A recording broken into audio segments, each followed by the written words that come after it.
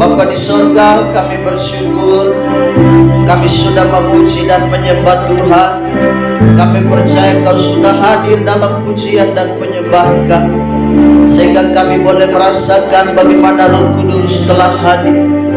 Hati yang susah telah dihiburkan, setiap lutut yang goyah kini kami telah berdiri tegak bagaikan pahlawan yang menang perang. Terima kasih buat lawatan Tuhan. Bagaimana kami melihat ada pertolongan, ada mujizat di dalam pujian. Hari ini kami akan siap menerima firman-Mu, firman yang adalah suara Allah, firman yang adalah ide. Firman itu adalah Yesus itu sendiri. Karena itu kami akan mendengarkan firman. Berfirmanlah bagi kami, hati kami telah siap. Dalam nama Tuhan Yesus kami terima firman yang hidup. Haleluya. Semua yang percaya katakan amin. Puji Tuhan. Tuhan Yesus memberkati.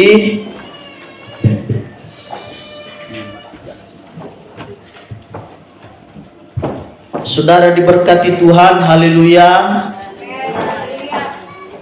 Saudara bersuka cita hari ini. Amin. Baik, puji Tuhan, kita telah berada di minggu terakhir di bulan April ini. Karena itu kita bersyukur, karena setiap hari kata pujian tadi kulihat mujizat. Pertolongan Tuhan selalu kita rasakan di setiap hari.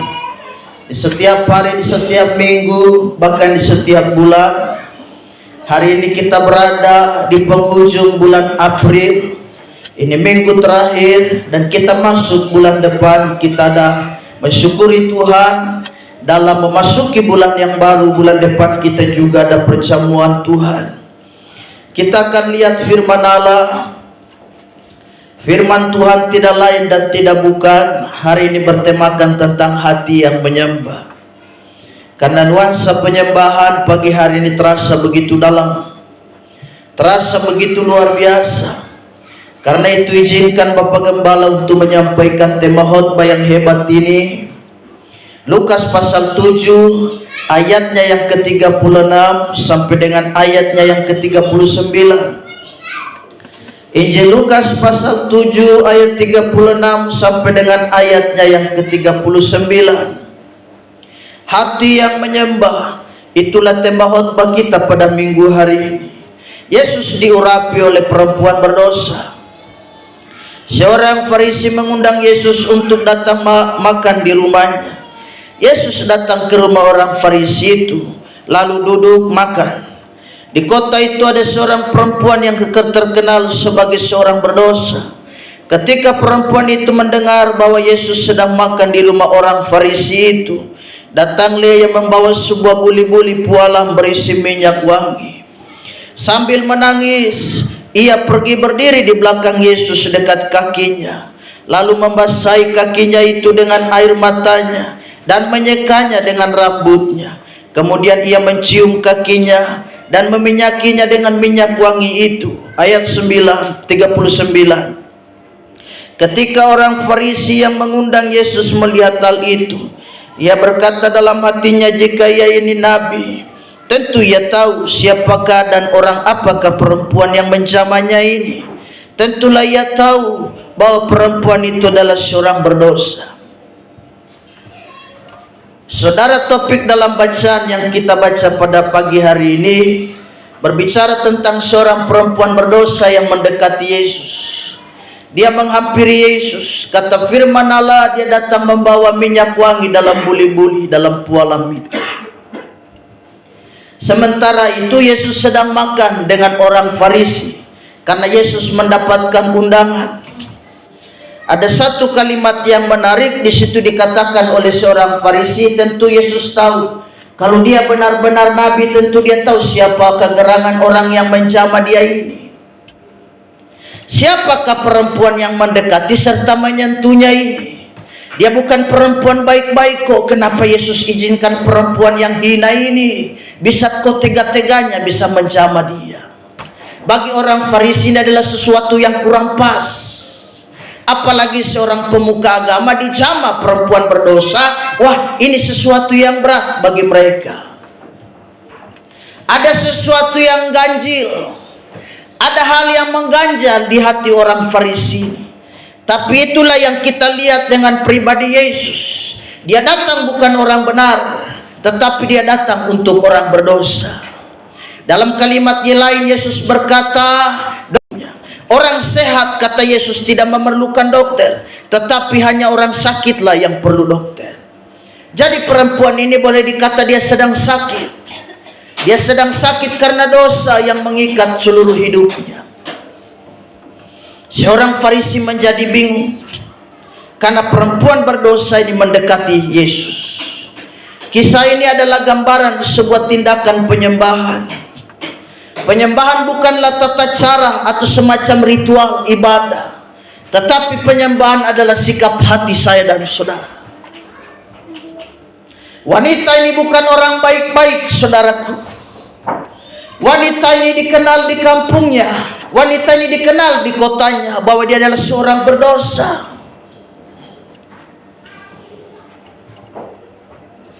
Jadi penyembahan itu bukan semacam ritual agamawi semata. Penyembahan itu bicara tentang sikap hati saya dan saudara di hadapan Tuhan. Dia dengar, perempuan ini dengar, wah ada pesta di rumah orang Farisi, dan kebetulan Yesus ada di sana. Aku pergi yuk. Dalam hati semacam dia tertantang untuk pergi menjumpai Yesus. Ada kerinduan untuk pergi mendatangi Yesus. Dan dia ke sana untuk dalam posisi menyembah Yesus. Orang yang hatinya penuh penyembahan, dia tidak tertarik pada pesta dunia, tetapi dia lebih tertarik pada Yesus Kristus. Kita lihat ini kan ada pesta. Banyak kali kita tertarik pada pesta dunia, sedangkan yang rohani kita kesampingkan. Banyak kali setiap kegiatan ucapan syukur, banyak orang tertarik pada makan dan minum.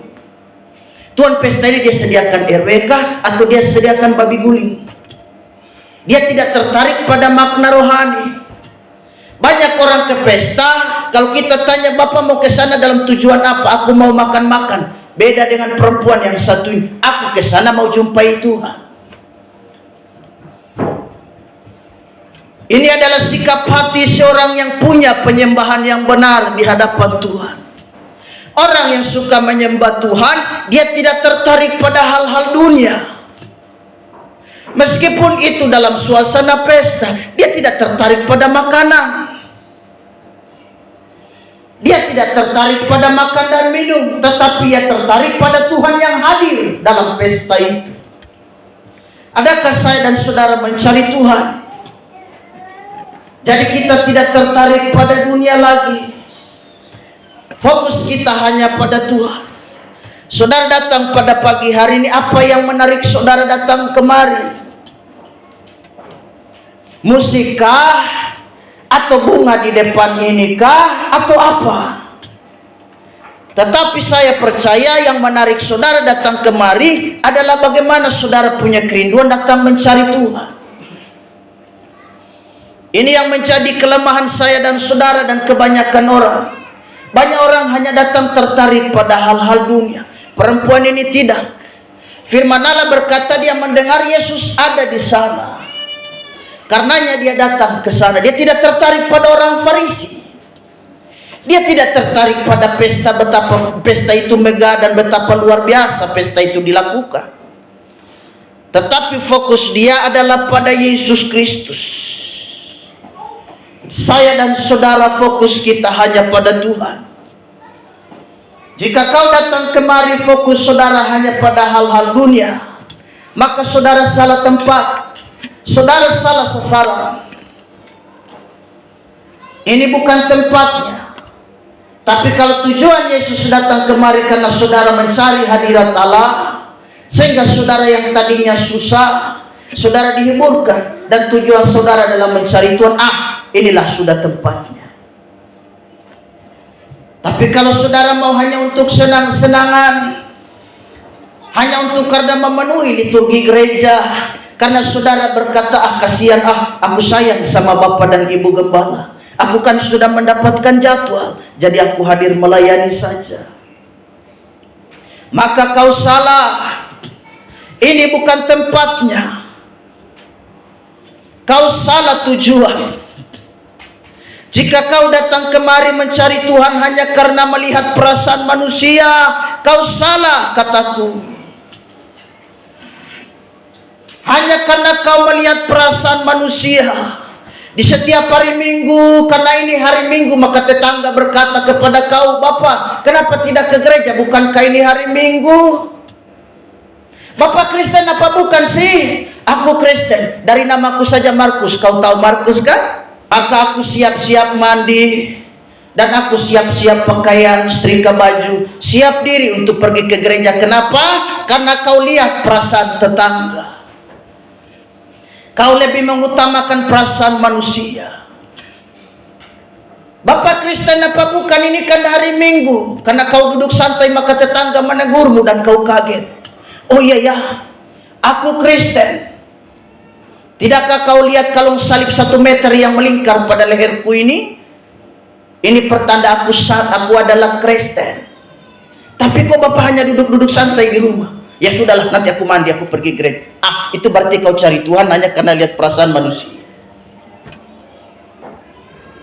Sudah begitu kau datang lagi ke gereja hanya karena melihat suasana gereja, dan kau hanya duduk santai-santai karena tidak ada keterpanggilan dalam hatimu. Lagi pujian penyembahan kau santai-santai saja. Orang lain betapa bersukaria dan bersuka cita memuji Tuhan, kau santai, kau hanya lipat tangan lagi. Tetapi kalau kau datang dengan tujuan karena rindu supaya kau jumpa Tuhan, dalam ibadah kau rasakan hadirat Tuhan. Dalam ibadah bagaimana Roh Kudus menjamamu, sehingga kau bisa melihat jamahan Tuhan yang terjadi dalam hidup saya dan saudara. Kenapa? Karena tujuan kita tidak melihat manusia. Penyembahan kita bukan terpengaruh pada manusia, tetapi terpengaruh kepada Yesus Kristus. Saudara percaya Dia ada di tempat ini? Amin. Dia hadir pada pagi hari ini karena saya dan saudara tujuannya untuk mencari Dia. Kau dalam posisi penyembahan juga beda. Cara kau menyembah juga beda. Kau menyembah bukan hanya sekedar menyembah.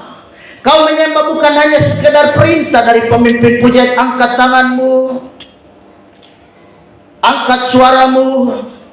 Tanpa ada komando dan perintah, kau sudah mengangkat tangan dan membuka mulut kau menyembah Tuhan. Kau bukan hanya sekedar menyembah, tetapi dalam penyembahan yang semacam dia ada penghayatan yang dalam di dalam Kristus Tuhan. Sehingga kau rasakan jamahan Tuhan dalam penyembahan. Sehingga 11 di sini, 11 juga di sini. Kau menangis dan kau juga bisa mengeluarkan ingus. Kenapa? Karena hadirat Tuhan.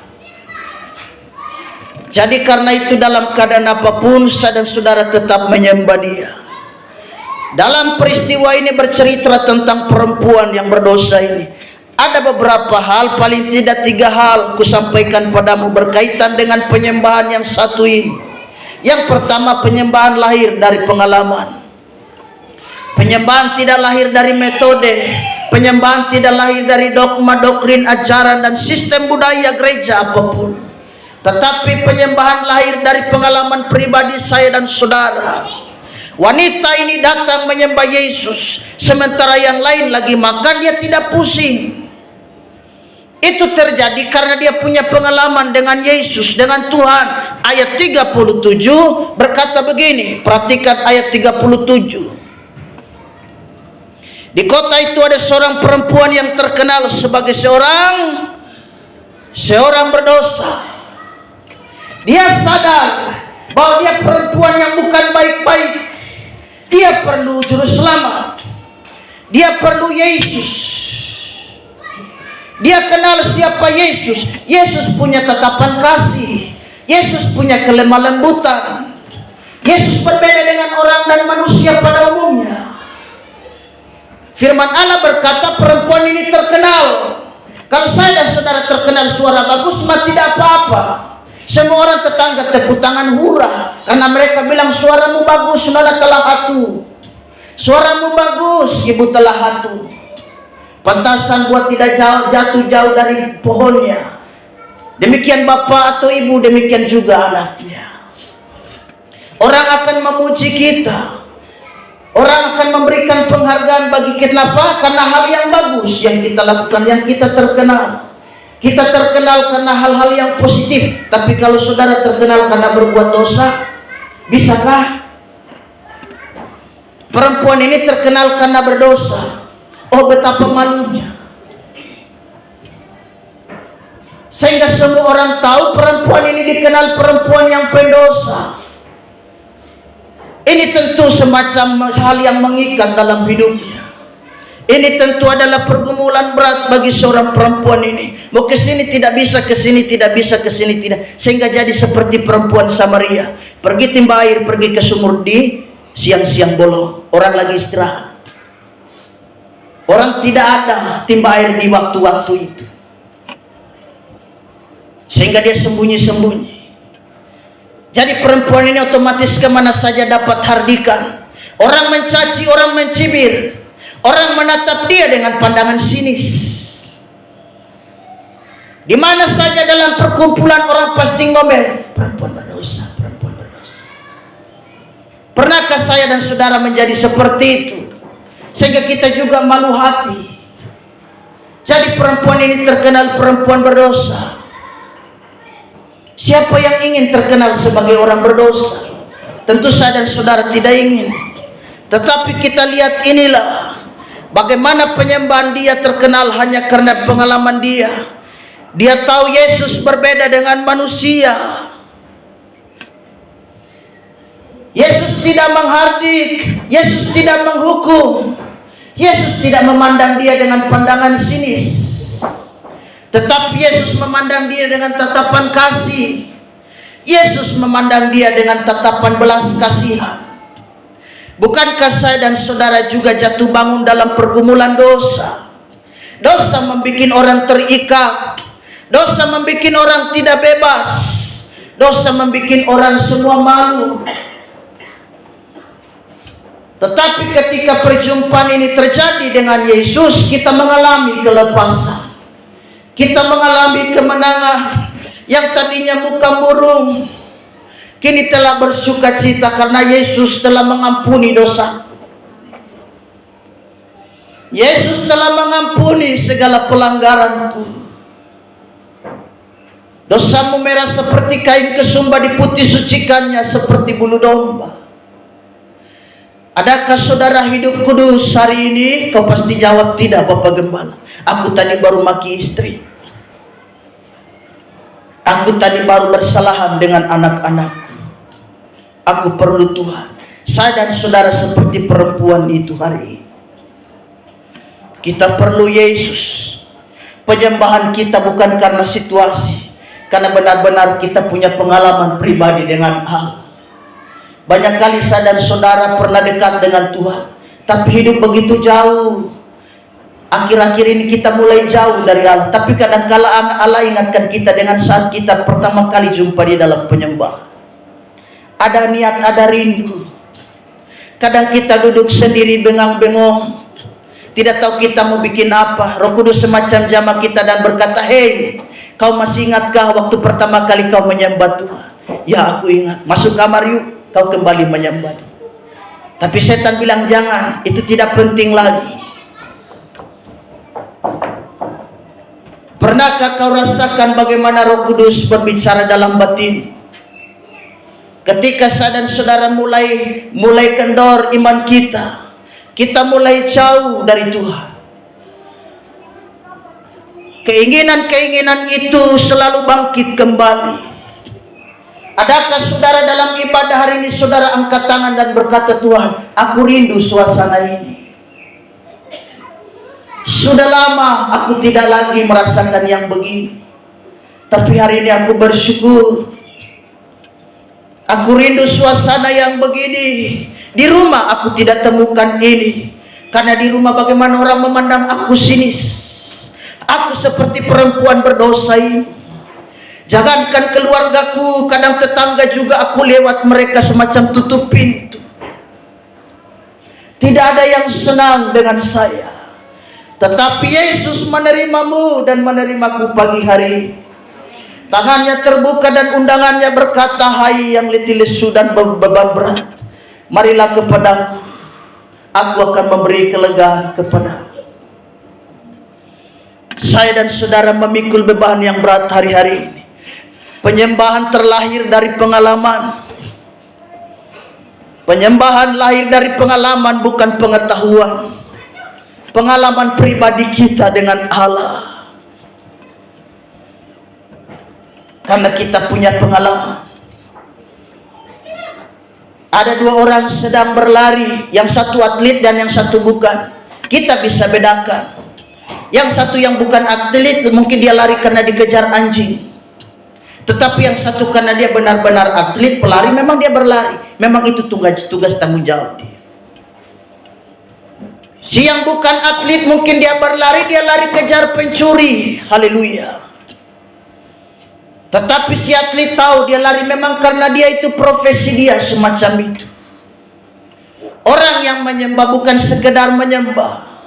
Saya dan saudara menyembah Tuhan karena kita sadar. Saya dan saudara punya pengalaman pribadi dengan Allah. Kita bukan seperti orang yang sembarang berlari.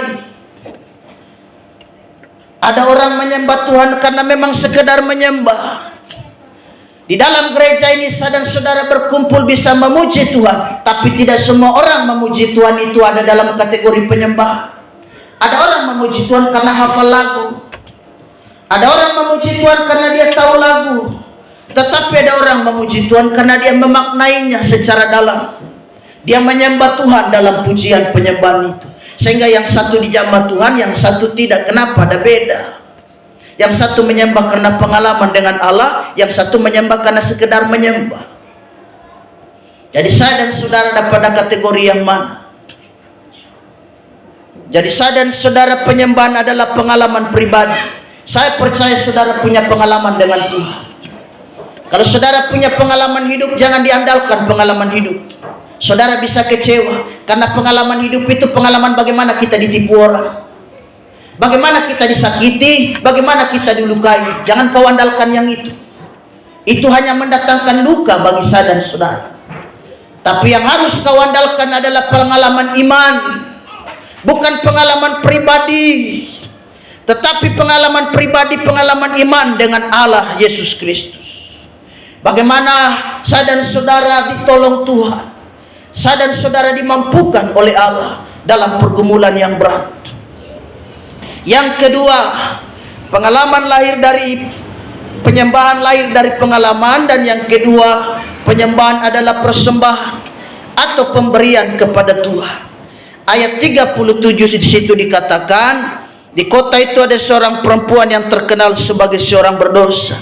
Ketika perempuan itu mendengar bahwa Yesus sedang makan di rumah orang Farisi itu, datanglah ia membawa sebuah buli-buli pualam berisi minyak wangi. Luar biasa. Berisi minyak wangi. Penyembahan bukan tentang bagaimana saya dan saudara mendapatkan sesuatu, tapi penyembahan adalah bagaimana saya dan saudara memberi kepada Allah. Kau datang ke gereja bukan karena kau supaya terima berkat, betul, bagus. Tapi kau datang ke gereja, kau harus memberi sesuatu bagi Allah. Minimal Allah disenangkan lewat kehadiranmu. Allah disenangkan dengan saya dan saudara memuji dan menyembah Dia.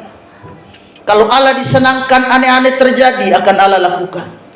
Tapi kalau sampai Dia tidak disenangkan, saya dan saudara tidak terima apa-apa. Jadi penyembahan adalah bicara tentang selain hubungan kita, pengalaman kita dengan Allah. Penyembahan juga bicara tentang saya dan saudara memberi. Bukan hanya bicara tentang menerima, tetapi saya dan saudara memberi. Datanglah ia membawa sebuah buli-buli, kata firman Allah, pualam berisi minyak wangi. Kita datang ke gereja, kita membawa sesuatu. Apakah itu? Penyembahan yang terbaik bagi Allah. Kepada bangsa Israel dalam Ulangan 16 ayat 16 sampai 17, Allah berfirman kepada mereka, 3 kali setahun tiap orang laki-laki di antaramu harus menghadap hadirat Tuhan Allah, ke tempat yang akan dipilihnya, yakni pada hari roti tidak beragi, pada hari raya 7 minggu, dan pada hari raya pondok daun. Janganlah ia menghadap hadirat Allah dengan tangan hampa, tetapi masing-masing dengan sekedar persembahan, sesuai dengan berkat yang diberikan kepadamu oleh Tuhan Allah.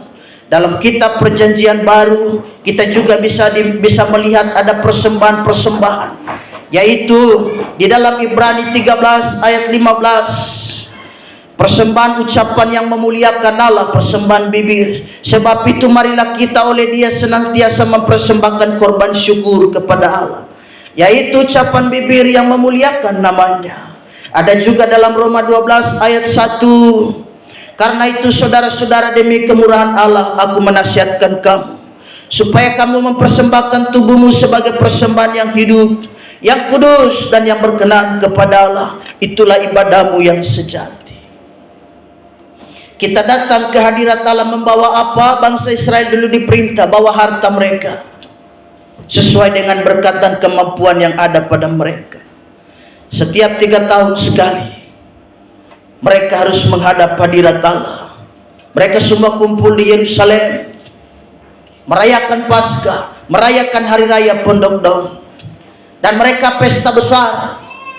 Semua bukan dengan tangan hampa, tetapi mereka membawa semacam apa, ada hal-hal yang mereka bawa, hasil kebun, ada ternak mereka bawa. Mereka memberi bagi Allah, mereka memberi kepada imam. Penyembahan bukan tentang saya dan saudara menerima berkat dari Allah, tapi kita belajar memberi. Menjadi jemaat yang suka memberi, menjadi jemaat yang bukan tidak pusing dengan pelayanan. Pelayanan mau jadi apa model bagaimana, biarkan saja, aku tetap gereja duduk. Sehingga istilah Bapak Gembala, kau seperti jemaat, hanya jemaat yang bikin rusak kursi aja. Karena tiap minggu duduk, tiap minggu duduk. Tetapi sembari kau duduk, kau berpikir, apa yang aku bisa berikan untuk Tuhan? Apa yang aku bisa sumbangkan bagi Allah? Untuk melanjutkan pekerjaan Tuhan, untuk menopang pekerjaan Tuhan ini, apa yang harus aku buat? Saya dan saudara harus berpikir begitu. Saya teringat dengan kalimat indah dari John F. Kennedy, mantan Presiden Amerika Serikat yang ke-35. Dia berkata, jangan berharap bahwa ada sesuatu yang negara mau berikan padamu, tapi kau supaya berpikir bagaimana apa yang kau bisa berikan bagi negara. Jangan berpikir apa yang negara bisa berikan padamu, tapi kau berpikir bagaimana apa yang bisa kau berikan bagi negara. Jangan kau berpikir tentang apa yang bisa gereja berikan padamu, tapi kau berpikir bagaimana apa yang bisa aku berikan bagi Tuhan dan bagi gerejaku. Gereja di mana aku bertumbuh, gereja di mana aku lahir baru, gereja di mana aku dewasa rohani di situ. Apa yang aku bisa berikan bagi gerejaku? Saya dan saudara bisa berdoa supaya Tuhan tolong dan mampukan kita. Jadi dalam penyembahan apa yang bisa kita berikan? Ibrani dan Roma tadi berkata yang bisa kita berikan adalah ucapan bibir, ucapan syukur. Lalu yang kedua adalah hidup kita. Jangan kau datang bersungut cari Allah, sudah tidak berkenan ibadah. Kita datang dengan sukacita.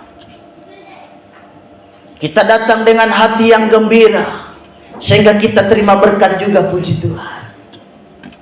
Ada amin, jemaat kekasih. Jangan kau bersungut. Karenanya di malam minggu sudah siap-siap diri. Apa yang harus saudara siapkan, siapkan. Sepatu sudah dismer, persiapan untuk besok. Baju sudah disetrika. Besok aku sembahyang pakai baju apa ya? Gitu. Jadi semua sudah dipersiapkan. Bapak Gembala juga begitu. Hari Sabtu aku cek, ini ban bagus kah? Jangan sampai besok mau ibadah tiba-tiba ban kempes. Motor diperiksa ada bensin apa tidak. Karenanya tadi malam Ibu Gembala bilang kita isi bensin dulu. Saya bilang masih bisa lah untuk besok hari ini. Semua dicek, jangan tidak dicek. Apa-apa memang harus begitu. karena kita memberi yang terbaik kepada Allah. Jangan sembarang-sembarang, tidak ada persiapan. Akhirnya saudara juga tidurnya juga sudah tidak pas waktunya, kau kaget bangun, lonceng gereja sudah bunyi, kau lihat jam, astaga sudah jam 9:10. Akhirnya kau buru-buru juga siap diri aut-autan, pakai baju juga sembarang-sembarang. Akhirnya pakai sepatu warna putih, kaos kaki warna hitam, baju warna hijau, celana warna ungu. Sehingga kau lewat, waktu kamu salaman di depan pintu, jemaat semua langsung menyanyi, pelangi-pelangi alangkah indahmu. Kau berkata dalam hati, astaga aku lewat saja, mereka dijamah Tuhan oleh roh. Bukan, itu mereka dijamah oleh roh penghinaan. Mereka menghinamu karena kau pakai baju warna-warni seperti pelangi-pelangi. Kita cocokkan baju dengan bagus, kita melayani Tuhan dengan yang terbaik. Apa-apa semua kita sudah cek. Kita semua persiapan yang terbaik bagi Allah. Jadi begitu, saya dan saudara bisa berikan yang terbaik kepada Allah. Siap diri. Saya dan saudara cari Tuhan. Kita kasih yang terbaik bagi Allah kita. Yang terakhir, penyembahan adalah ungkapan syukur karena kasih-Nya. Ayatnya yang ke-38, sambil menangis, ia pergi berdiri di belakang Yesus dekat kakinya, lalu membasahi kakinya itu dengan air matanya dan menyekanya dengan rambutnya. Kemudian ia mencium kakinya dan meminyakinya dengan minyak wangi. Penyembahan adalah ungkapan rasa syukur karena kasih Allah. Sambil menangis, perempuan ini berdiri di belakang Yesus. Ia membasahi kaki Yesus dengan air matanya dan menyekanya dengan rambutnya. Dia merendahkan diri. Ini tanda penyembahan di hadapan Allah. Menyeka rambut, menyeka kaki Yesus dengan rambut, otomatis dia semacam menyembah. Dia semacam nunduk sampai ke tanah. Ini bicara tentang ungkapan syukur karena Allah telah mengampuni dosa kita. Saudara bersyukur buat kebaikan Tuhan. Wanita ini menangis bukan karena masalah. Wanita ini menangis karena rasa syukur bagaimana Yesus mengampuni dosa. Ada saat di mana kita menangis karena persoalan, tapi ada saat di mana juga kita menangis karena doa kita dijawab oleh Tuhan. Ada saat-saat di mana kita menangis karena anak-anak kita disembuhkan oleh Yesus Kristus. Anak-anak kita disehatkan oleh Tuhan. Haleluya. Jemaat-jemaat kita semua pada sakit hari-hari ini, tapi kita berdoa, kita tetap bersyukur, kita tetap menyembah Allah. Begitu kita menyembah Yesus, maka dia tergerak, dia ibah melihat kita. Dia bertanya, apa nak yang menjadi pergumulan? Anakku sakit Tuhan. Tadi malam sebelum tidur telepon masuk ring, diangkat, saya bilang, Mama Nataldo. Halo Ibu Gembala, aduh Nataldo muntah-muntah sepanjang malam ini. Kita doakan lewat telepon aja ya.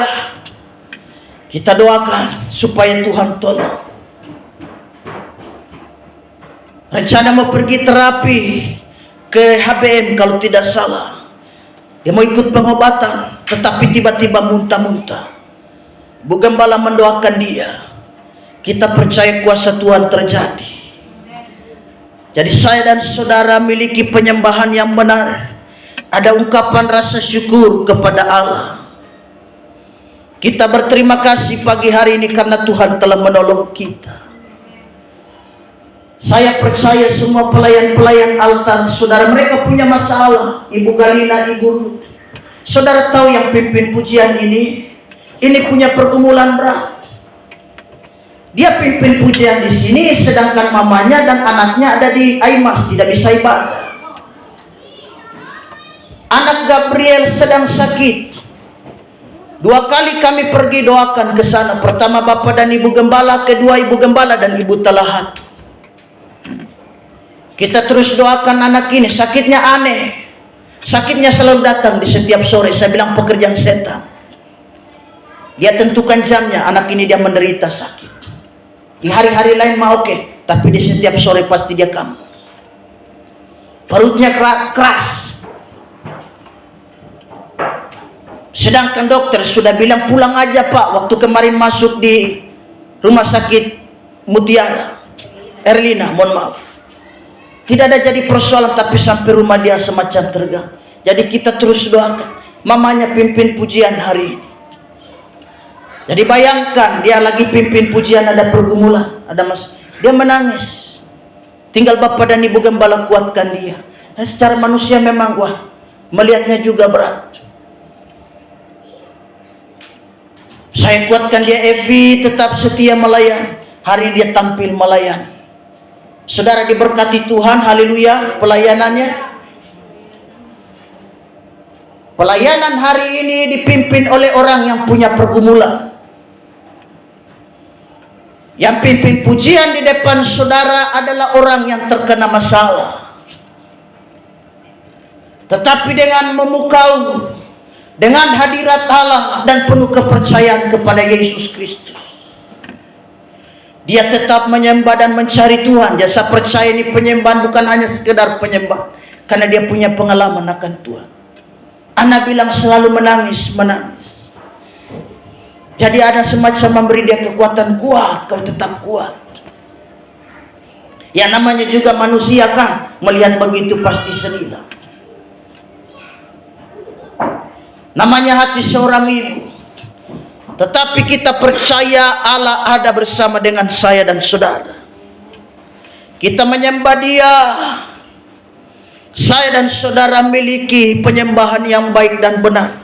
Ada rasa syukur di hadapan Tuhan. Mazmur 51 ayat 19. Korban sembelihan kepada Allah ialah jiwa yang hancur, hati yang patah dan remuk, tidak akan kau pandang hina ya Allah. Adakah hatimu sedang hancur?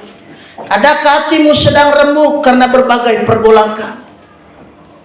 Itu adalah persembahan yang terbaik di hadapan Tuhan. Saya dan saudara menangis karena berbagai macam tekanan. Kita berdoa bergumul untuk suami, kita bergumul untuk rumah tangga, kita bergumul untuk anak-anak kita yang hari-hari ini mereka jauh dari Allah. Pergaulan mereka lagi semacam tidak bisa terkontrol dengan baik, sehingga bisa mendatangkan malu. Amsal berkata, anak-anak yang tidak memuliakan Allah mendatangkan malu bagi keluarga. Itu yang kita gumuli bersama.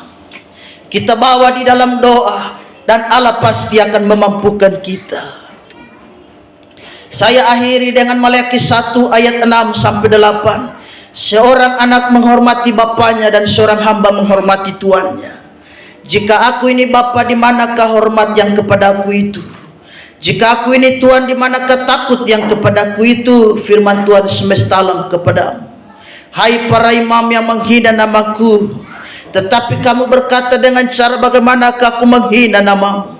Kamu membawa roti cemar di atas mezbahku, tetapi kau berkata dengan cara bagaimana kami mencemarkannya? Dengan cara menyangka meja Tuhan boleh dihinakan. Apabila kamu membawa seekor binatang buta untuk dipersembahkan, tidakkah itu jahat? Apabila kamu membawa binatang yang timpang dan sakit, tidakkah itu jahat? Cobalah menyampaikannya kepada bupatimu, apakah ia berkenan kepadamu? Apalagi menyambut engkau dengan baik. Firman Tuhan semesta alam. Bangsa Israel dicerca Allah karena mereka memberikan sebuah penyembahan yang tidak murni lagi di hadapan Tuhan. Jika saya dan saudara melihat dan memandang Yesus adalah Bapa kita, Yesus kembali bertanya padaku dan padamu, di manakah rasa hormatmu itu padaku? Jika kita menganggap dia adalah Tuhan dan kita adalah hamba, di manakah rasa hormat kita sebagai hamba kepada Tuhan itu? Adakah kau masih menghormati dia? Atau kau hanya sembarang-sembarang saja melayani Tuhan? Kau asal-asalan saja melayani Allah, sehingga karena kau asal-asalan mencari Allah dan menyembah dia, berkat yang kau terima juga berkat asal-asalan. Apa yang kau doakan, apa yang kau idam-idamkan pun tidak tercapai karena kau asal-asalan mencari Allah. Ada satu hal yang paling menarik di sini, bangsa Israel kehilangan rasa kagum akan Tuhan. Saya dan saudara jangan kehilangan rasa kagum kepada Dia. Miliki rasa kagum. Kita kagum kepada Yesus Kristus. Orang kalau sudah kehilangan rasa kagum ini berat. Tidak ada rasa gairah, tidak ada rasa cinta lagi dengan ibadah. Gairah ibadah hilang. Karenanya Allah berkata bahwa mereka memuji aku dengan bibir dan mulutnya, tetapi kuasa ibadah ditolaknya. Kita memiliki rasa kagum. Ada selera, seperti saudara mau makan, ada gairah makan, ada selera makan. Maka saudara makan dengan lahap, bisa tambah 3 piring lagi. Kenapa? Karena selera makan. Kenapa dalam ibadah tidak begitu? Dalam mencari Tuhan juga saudara ada gairah, ada selera untuk mencari Allah. Sehingga kau harus protes kepada Bapak dan Ibu Gembala. Kau protes kepada majelis. Kau berkata, Bapak dan Ibu Gembala izin protes, bisakah ibadah ini ditambah? Bisakah ibadah ini jangan bikin seminggu sekali, tapi kalau boleh setiap minggu itu dia 3 kali ibadah, bisakah? Kenapa? Karena kau ada gairah, kau ada rasa kagum dengan Allah. Seperti kau kagum dengan seseorang, kau kagum dengan semacam ada tim-tim sepak bola tertentu, kau kagum dengan mereka. Ada tim Belanda, ada tim Brasil. Kau kagum dengan tim-tim ini kan, yang kau jagokan. Sehingga di kamarmu terpasang bendera Brasil. Di spakbor motormu pun ada bendera Brasil, halil dompetmu, semua. Sampai kau cukur kepala dibikin botak dan kau gambar bendera Brasil di kepala. Karena ada yang begitu-begitu kan. Kenapa? Karena rasa kagum. Bisakah kau buat itu untuk Tuhan yang pegang nafas dan kesehatan kita? Bisakah itu kita lakukan juga bagi Yesus Kristus, Allah yang baik, yang pegang seluruh hidup kita, yang pegang isi dompet kita? Kita kehilangan rasa kagum akan Allah. Jadi seorang penyembah kalau kehilangan rasa kagum ini bahaya. Tidak ada gairah dia untuk berdoa. Tidak ada gairah dia untuk memuji Tuhan. Tidak ada gairah, tidak ada semangat untuk dia mencari Allah. Saudara yang sudah kehilangan gairah, kita berdoa supaya kehilangan gairah ini kita patahkan di dalam nama Yesus. Aku tantang sebentar kau dalam altar, kau maju, Bapak Gembala doakan supaya ada gairah. Kita pernah berkata, jangan padamkan rohmu, tetap bernyala-nyala dan semangat melayani Allah. Isi minyak dalam lampumu, kata lagu tadi dalam pujian. Lampumu sudah mau hampir padam, pelitamu sudah mau hampir padam, sehingga kau tidak bisa menyongsong mempelai pria. Pelitamu padam maka kau tertinggal. Itu bicara tentang Roh Kudus. Hari-hari ini apa yang memimpinmu, Roh Kudus apa roh yang lain? Saudara jangan kehilangan rasa kagum akan Allah. Allah marah kepada bangsa Israel. Kau hina aku dengan persembahan yang cacat. Kau hina aku dengan persembahan-persembahan yang kotor ini. Kau bawa persembahan dengan ternak-ternak buta, ternak yang timpang. Tidakkah kau itu kalau kau persembahan kepada bupatimu dan bupatimu marah? Manusia saja tidak rela menerima persembahan ini. Jadi saya dan saudara jangan kehilangan rasa kekaguman. Kita terus harus kagum. Kita terus bersyukur kepada Allah. Tetap memiliki rasa syukur, rasa kagum, rasa senang akan Yesus Kristus. Ingatkah kau siapa kau 20 tahun yang lalu? Siapa Anda 10 tahun yang lalu kau bandingkan dengan kau sekarang ini? Jangan berkat yang kau terima, posisi yang kau terima, jabatan yang kau terima membuat kau kehilangan rasa kagum akan Allah. Dulu kau tidak punya apa-apa, kau kagum sama Yesus. Sekarang kau sudah diberkati, punya ini, punya itu, dan punya segalanya. Kenapa itu membuat kau lupakan Allah? Kenapa itu membuat kau kehilangan rasa cinta lagi kepada Tuhan?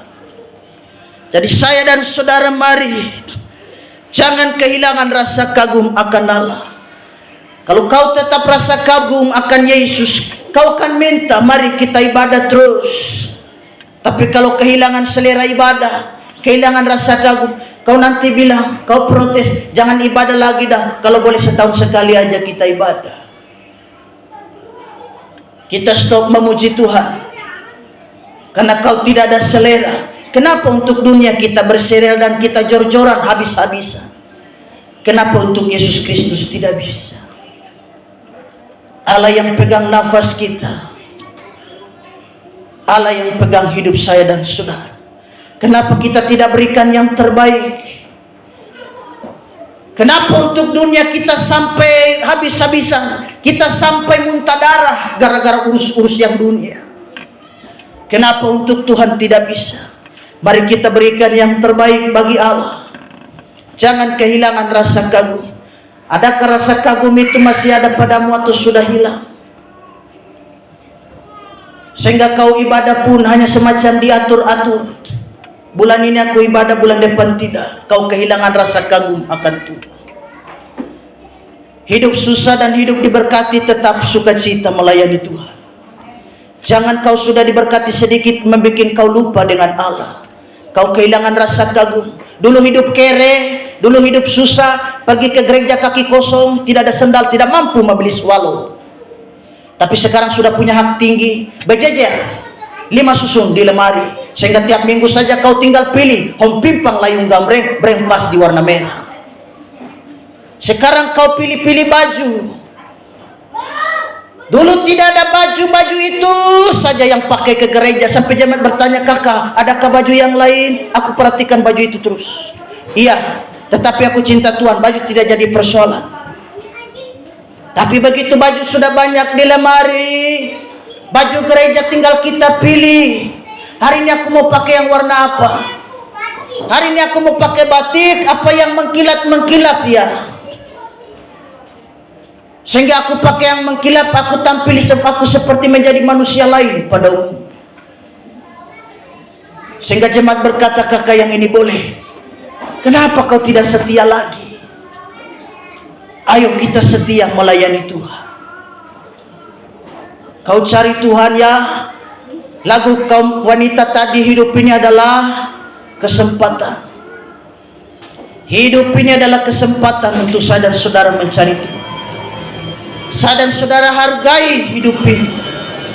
Kita belajar hargai Tuhan. Kita belajar menghormati Tuhan. Karena hidup ini adalah kesempatan kita sementara. Ada 3 tempat yang perlu kau kunjungi supaya kau mengerti hidup itu. Yang pertama adalah penjara. Kau pergi kunjungi orang-orang di penjara. Begitu kau melihat mereka, kau akan sadar betapa berharganya kebebasan itu. Yang kedua yang perlu kau kunjungi rumah sakit. Kau datang di rumah sakit, kau kasihan lihat orang sakit, dan kau akan sadar matamu terbelalak dan kau melihat, oh Tuhan terima kasih. Kau akan menghargai hidup, betapa bernilainya kesehatan itu. Dan yang ketiga yang harus kau kunjungi adalah kuburan. Berkali-kali mungkin kau mengikuti ibadah pemakaman. Adakah kau sadar bahwa hidup ini hanya sementara? Kata pujian wanita tadi. Kau melihat jasad orang diturunkan ke dalam liang lahat, sembari kau berpikir, kau menghargai waktu ini, bahwa hidup ini hanya sementara. Tanah di mana kita berpijak ini, tanah ini ke depan nanti akan menjadi atap kita di kemudian hari. Kita menghargai itu. Jadi tetap setia melayani Tuhan. Tuhan Yesus memberkati. Mari kita tutup dalam doa. Kita bersyukur untuk firman Tuhan. Kita memuji Tuhan. Saya percaya Tuhan akan memampukan kita. Haleluya. Tuhan Yesus baik.